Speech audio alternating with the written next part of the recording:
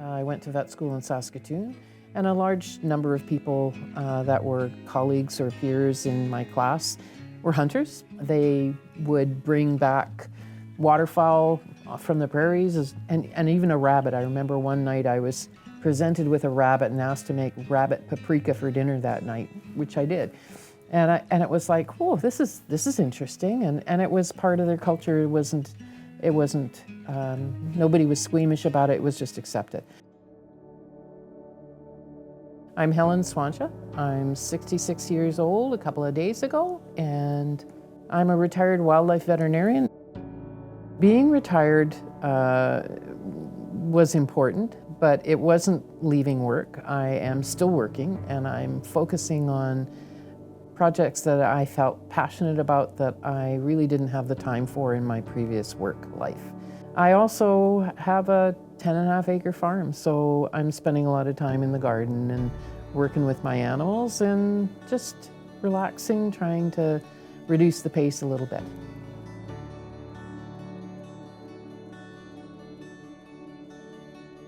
I had decided at an early age I wanted to be a zookeeper or work with wildlife somehow.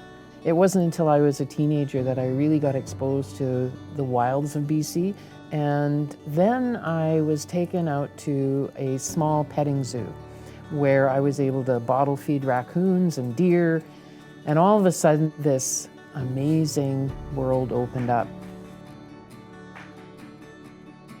I then went back to school and did a master's degree and got exposed to the world of wildlife biology.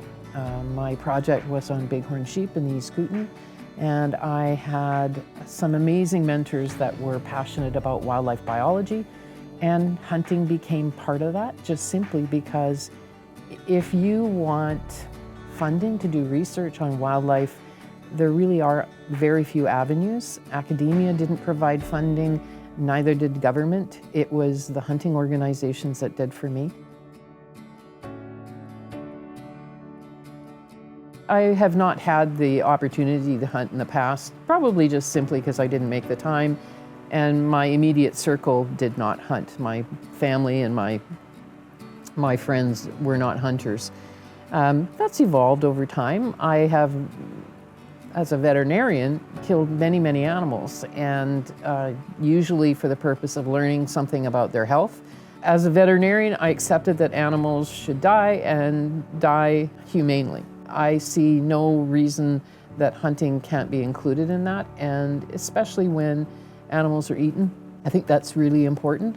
I had thought when I retired I would take up hunting, and timing has been a little bit off because of COVID, and frankly I haven't really put the time aside to do that yet, but I intend on doing that. I think it's important for me to walk the walk and understand that emotional moment when you sacrifice an animal's life and respect it enough to use it as much as possible.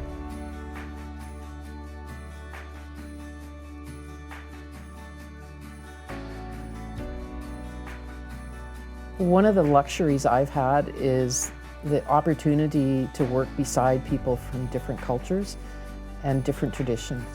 And that includes everything from Indigenous people to trappers to guide outfitters and people who just need to fill their freezers.